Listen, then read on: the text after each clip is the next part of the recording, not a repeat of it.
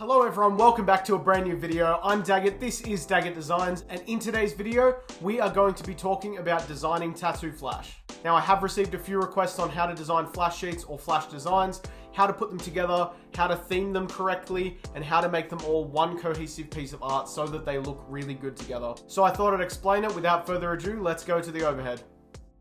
Okay guys, welcome back to the table. So what we're looking at here is me sketching out the flash sheet, and I'm going to go over a few things to consider. Now I want to make sure to mention that there's no right or wrong way to design a flash sheet. Every artist has their own way of doing things, and of course it's going to differ for everyone. However, there are some things to consider here. So when you start designing a flash sheet, you might want to consider what style of sheet you're going to do, what style of art you're going to do, and then you want to sort of come up with a theme. So this is the way that I tend to sort of work my flash sheets, but not everyone does this. Everyone's sort of got a different style of doing it.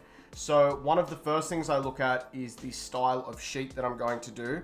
Now there's various different styles. You can do certain styles where you've got it very neat. It's almost like you've got 4 or 5 illustrations and they're in rows and columns, and it's very, very neat and organized.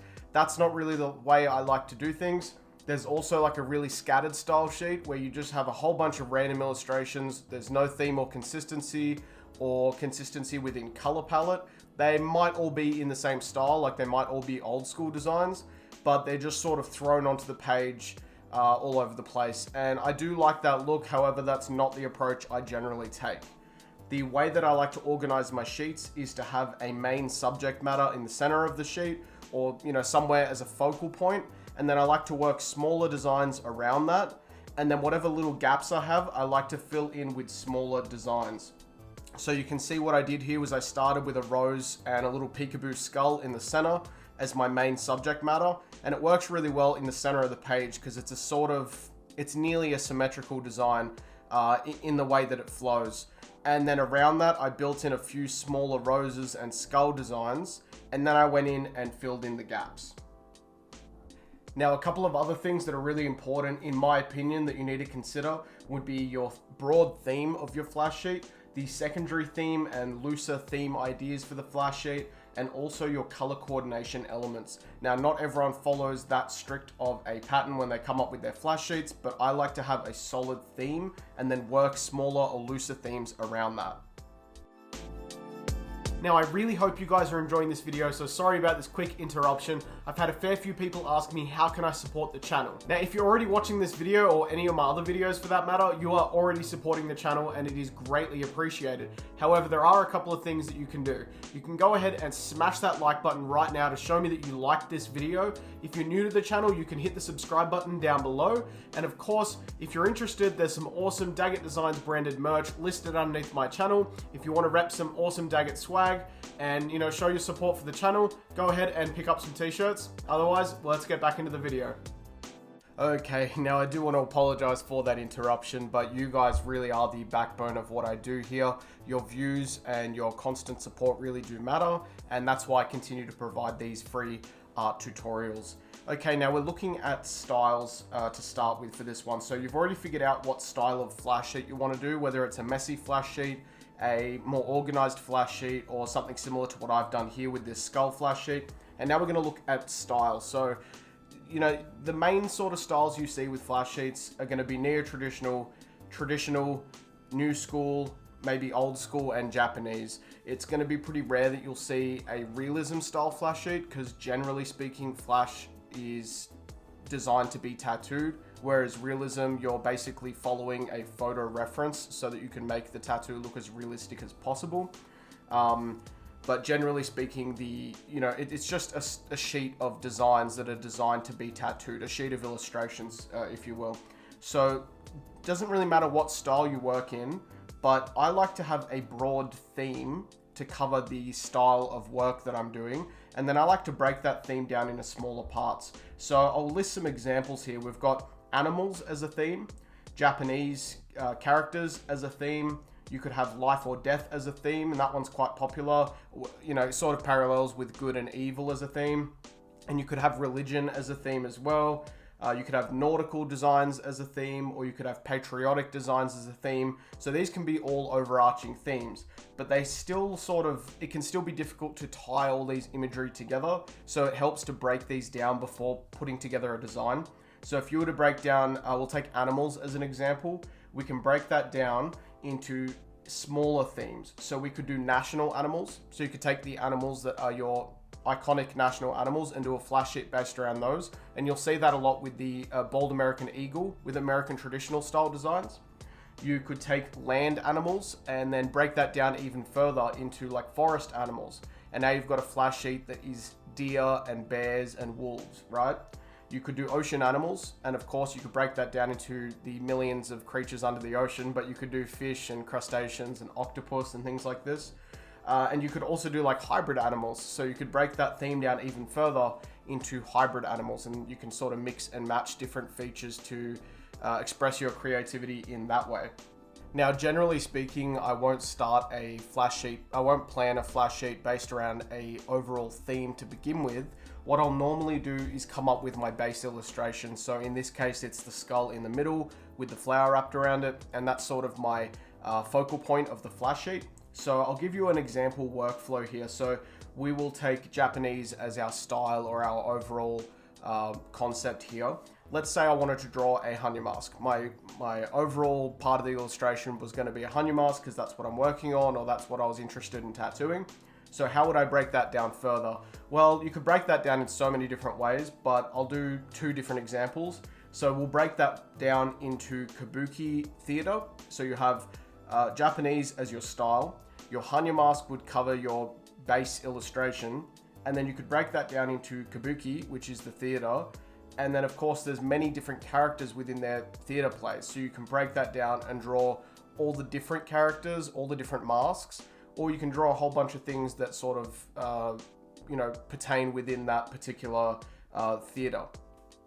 The second sort of route you could take is from Hanyu mask as your main illustration, is you could then go into folklore characters. So this gives you a broader amount of subject matter, so it's a little bit harder to narrow down, but you're now looking at drawing all different folklore characters from Japan. So now you could do a Hanyu mask as your main piece, and then surrounding it you could do other characters like dragons and koi fish and things like this that, geisha, whatever you'd like basically, that wrap around that same theme. Now, a pretty easy way to organize this is to just keep it simple. So you can see what I've done in this example was very, very basic and simple. The overall theme of the flash sheet is skulls and roses. So, pretty straightforward. Or you could, see it as life or death or something like that. It's just, I tried to make it look very traditional here. And so what I did was take skulls and roses, obviously, combine a few of them. So we've got a couple of skulls there with some roses. And then I filled the rest of the flash sheet with floral designs, roses and things like that.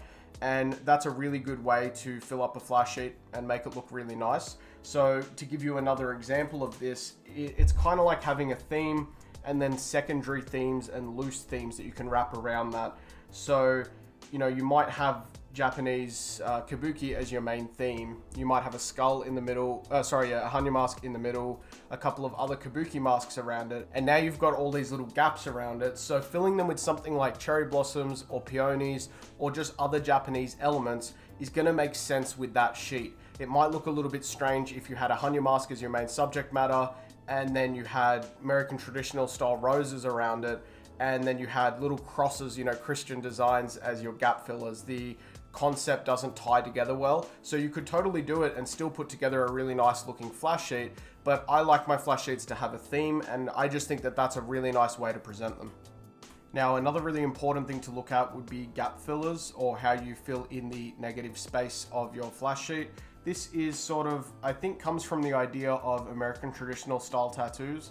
Because they're sort of smaller designs and they don't interlock the same way that like a Japanese design might, you fill in all of your gaps with smaller designs and illustrations. So when I'm doing a flash sheet, I try to cover as much space on the page as possible. I like it to look really busy. I know some people will do flash sheets that, maybe just have 2 illustrations on them and they're very simple. I personally like them to look really busy, but at the same time have some harmony to them. So as you can see what I did here to fill in my gaps, the rose in the top left corner, I brought the stem of that rose down and I curved it towards the center rose. This is so that it slotted in between the two leaves that I had coming out of the center rose. And when I was doing the sketch, you probably saw me erasing a lot of parts of it, and this is to make all of these parts interlock with each other. So I did the same thing with the skull coming out of the rose from the top right corner of the page. I had a gap at the top there, which went up and above the center rose. And again, I sort of needed to fill that gap in. So I did a little sort of wreath of leaves coming out, or a branch of leaves coming out from that rose to fill in that gap. I think it's a really nice way to fill in your flash sheet.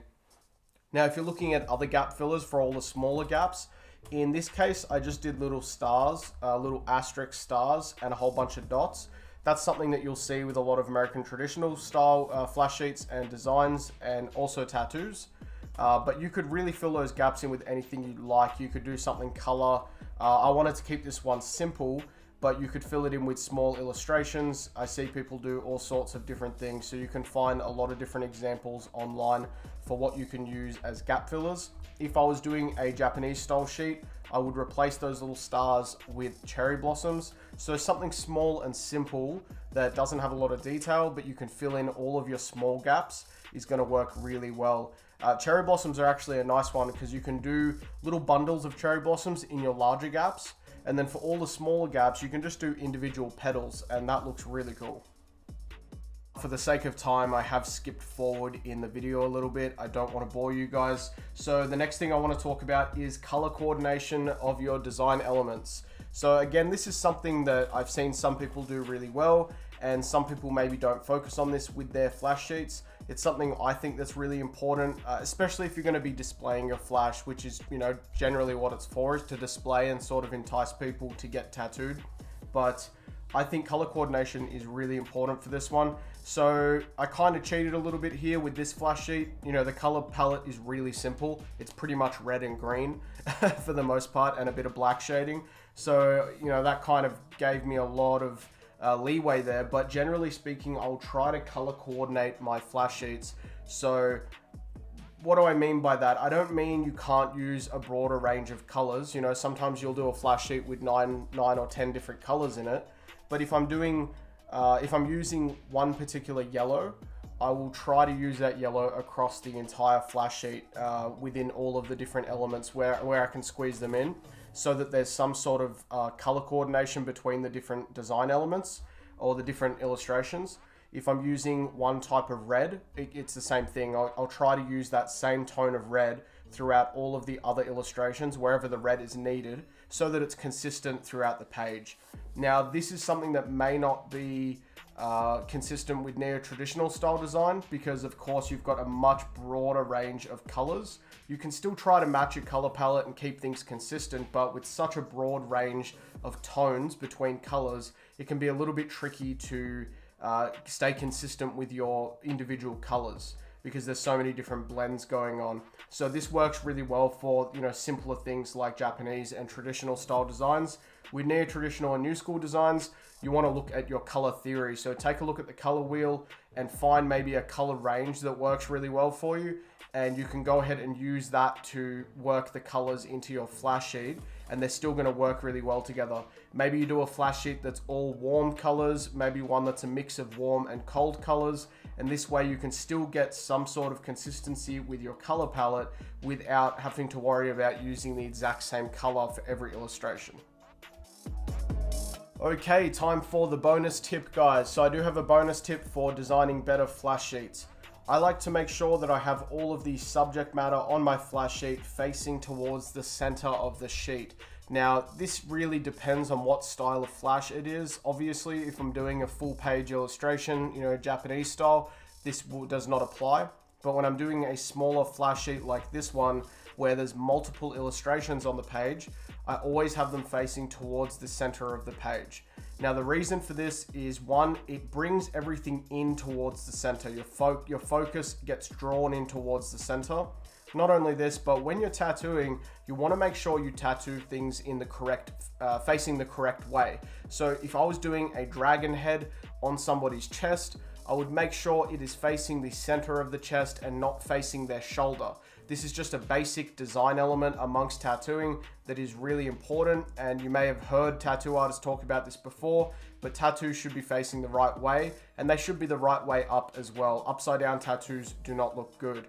Now, in terms of designing a flash sheet, yes, it's a flat piece of paper, but I do think that it does bring an extra element of uniformity to the design when everything's sort of drawing in towards the center, and it brings a lot more focus and brings it full circle in a way if everything is facing the right way. And it also makes the flash sheet look a little bit neater. So you can just imagine if the skull that I did up in the corner was facing the opposite way and everything else was still facing towards the center, it might look a little bit more messy and, you know, less organized. Whereas this sort of brings all the focus towards the center of the page and almost frames it really nicely. So I think having everything facing the right way is a really important tip for you guys. Okay, now the last thing I'm going in here and just painting in my yellows. So I wanted to do, mostly red and green, but a little bit of yellow within the inside of my leaves, the center vein of my leaves. And I'll do a little bit of yellow here on the first couple of foldovers on the largest rows. I won't do them on the smaller roses. I like to sort of keep them more simple, but for your main illustration at the center of the page, you can always add that little bit extra detail. Anyways, guys, I really hope you enjoyed today's video. You'll have to let me know what you thought in the comments down below. And if you want to see more videos like this, I'll see you guys next time. Bye-bye. If you like the content that I make and you'd like to support the channel, make sure you smash that like button. And hey, while you're at it, check out one of these other great videos.